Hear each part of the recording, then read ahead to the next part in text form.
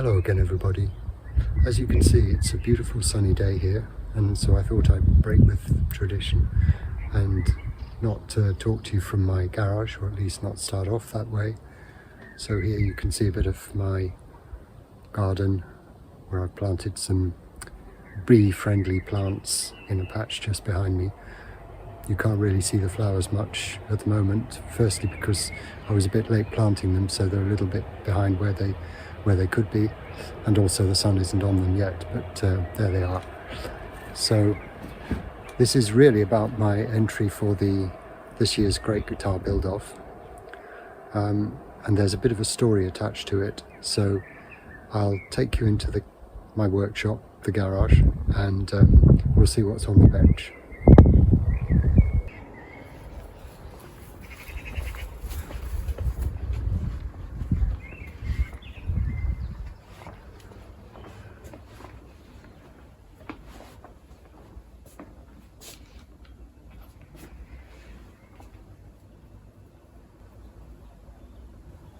So here you have it, and I'll begin by telling you a bit of the history of what I'm going to build. So I guess like a lot of other participants in last year's Great Guitar Build-Off, I began to start thinking about what I might do for this year's straight away after the last one finished. And I was turning over different ideas about well, first of all, you may know I basically build acoustic instruments, mainly guitars, but not entirely. And so I was wondering about how to make perhaps a more interesting looking guitar, a more interesting build to watch, as well as something a bit out of my normal comfort zone. My guitars normally are fairly traditional looking, so I was wondering about, weird decorations or an offbeat shape or something like that.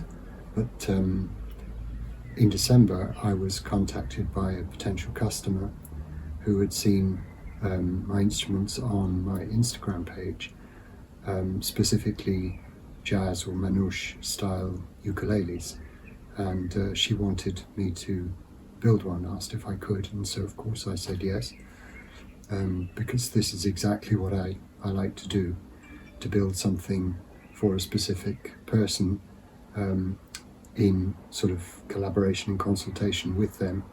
So I build to not necessarily exactly their specifications, because it's always a sort of discussion and sometimes a trade-off between what they would like and what's possible or sensible to do. But basically the idea is that I work with them towards what sort of thing they would like. And in particular, I like to be able to create something which is meaningful to them in some emotional way. So particularly normally on the decorative side, obviously, which is why I give people the freedom to put whatever they want on the headstock, for example, but also other bits of decoration, the rosette and other inlays and things like that. So we exchanged a lot of emails over the months following the initial contact, and the lady sent me some sketches, and the idea sort of evolved gradually. There was sort of various physical considerations as well. She's quite a small built lady, I think, with very small hands, so she wanted a narrow neck, particularly at the nut end, and there were various other things, to do with the scale length and the body size and all that kind of thing. So there was a lot of toing and froing and discussions, but she's almost an ideal customer, because she made lots of sketches. She's actually a pianist, and a very good one. She teaches piano and I think does concerts and things, but she took up ukulele and more recently guitar, and she's been learning those for the last few years.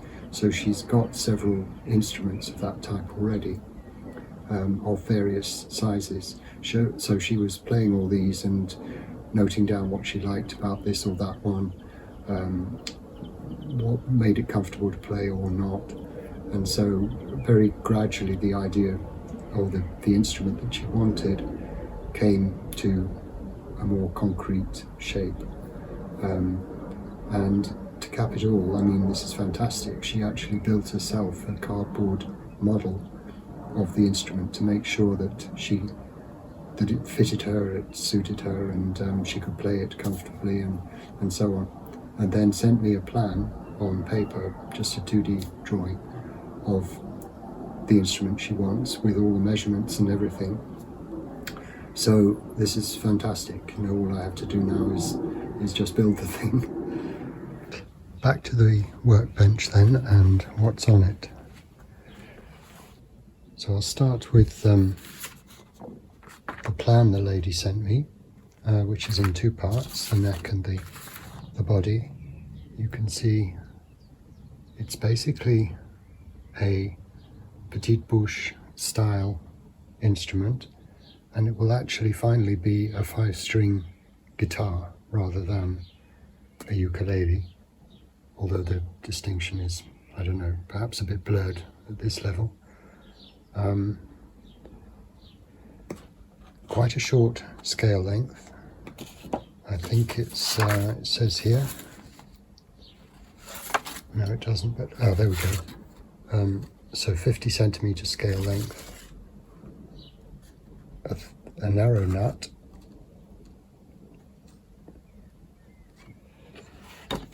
14 fret join with a typical gypsy jazz style bridge. So from the plan, I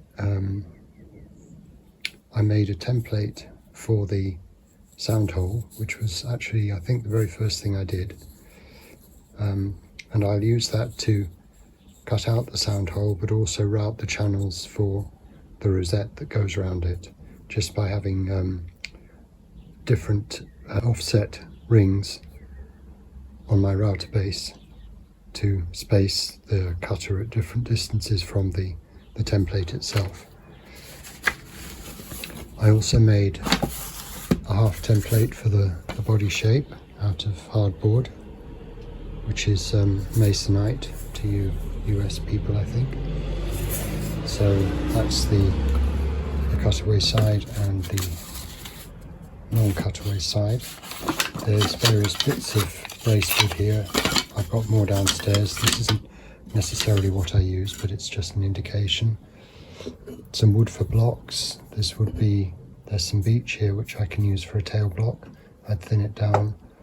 And then some unknown African hardwood, which I got from a place in Cape Town when I was visiting there last time. I'll talk about that in a moment. The front will be European spruce, Italian I think, and I've already thinned this down and copied the guitar shape. The bridge will be made out of ebony, the fingerboard also ebony. I've got a nice piece of Spanish cedar for the neck, and the back and sides will be East Indian rosewood. All of this has been agreed with the customer, and just today, in today's post, this arrived from an artisan maker in Portugal, which is going to be the tailpiece for the 5 strings, as you can see. The lady wanted loop end strings, so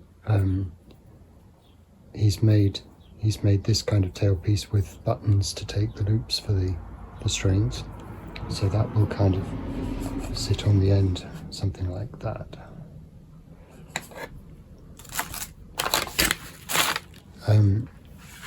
My customer actually did a a drawing for this, so she designed the bridge herself. I'll put a picture on screen. And this guy in Portugal who I bought bridges tailpieces from before for my jazz ukuleles, did this custom work at a very reasonable price. Great guy. I've done this already on Instagram, but in case people don't follow me there, I'm going to pick up the top, or at least the top blank. It's not cut out yet, obviously, as you can see, but just show you the tap tone. I'm going to bring it up to the microphone near my throat so you won't... Oh, wait a minute. I can reverse the camera.